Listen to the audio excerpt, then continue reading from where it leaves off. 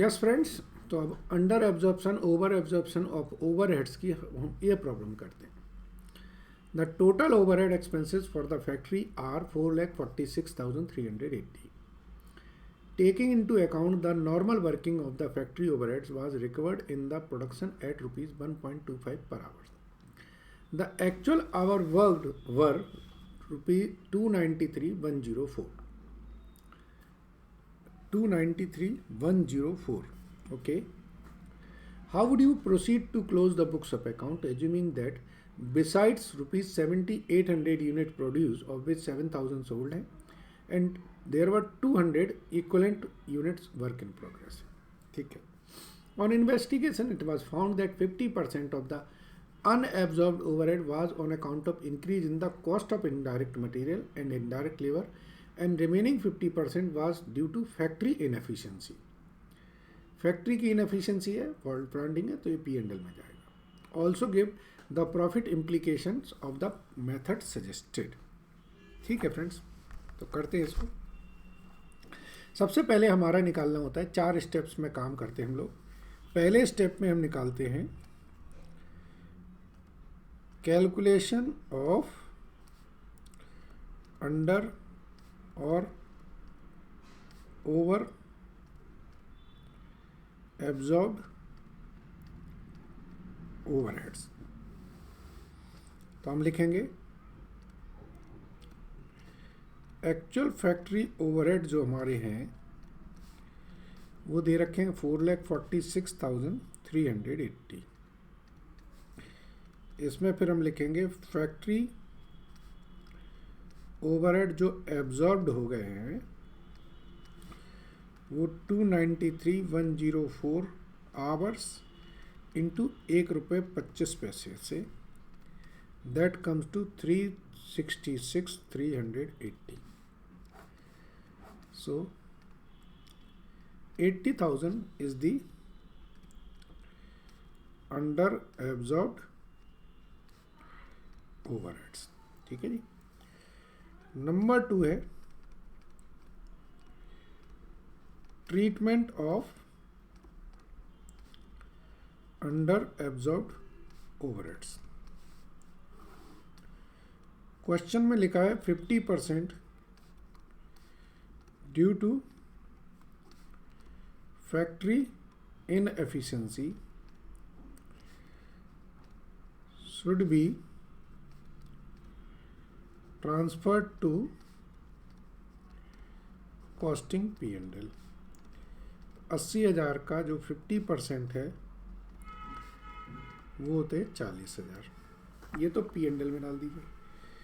बाकी जो बैलेंस हैं due to increase in cost of material and labour should be distributed to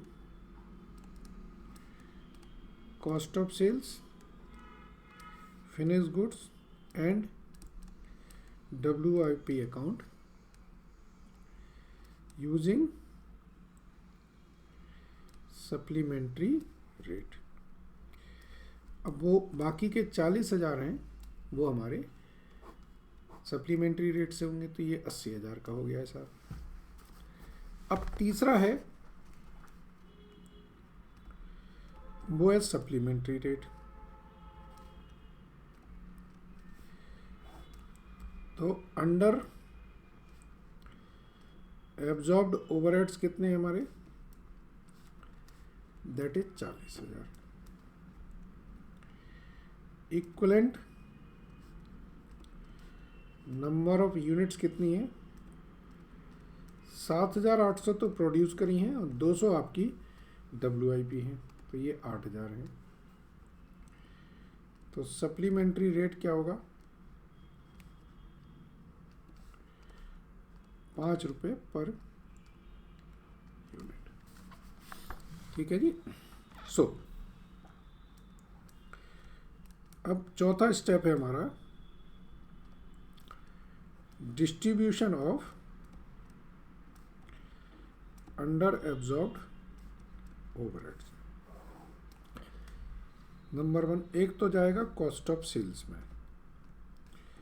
cost of sales में हमारी 7,000 unit है, 5 रुपये से 35,000। दूसरा जाएगा हमारा फिनिश गुड्स अकाउंट में, 800 यूनिट है, 5 रुपये से 4,000। तीसरा हमारा जाएगा WIP अकाउंट में 1,000। तो इस तरीके से जो 40,000 हमें एलोकेट करने हैं वो हमारा चला जाएगा। ठीक है जी। और क्या पूछा था इन्होंने? Also give the profit implication of the method suggested. तो प्रॉफिट इम्प्लीकेशन क्या होगा? ठीक है, due to this profit will be reduced by 35,000 and value of closing inventory will increase by 4,000 in finished goods and 1,000 in WIP. Number 2, unabsorbed overheads of 40,000 due to factory inefficiency will reduce the profit। इससे profit reduce हो जाएगा। ठीक है जी। थोड़ा pen ख़राब चल रहा है बट कोई बात नहीं, समझ तो गए होंगे आप। Thank you very much.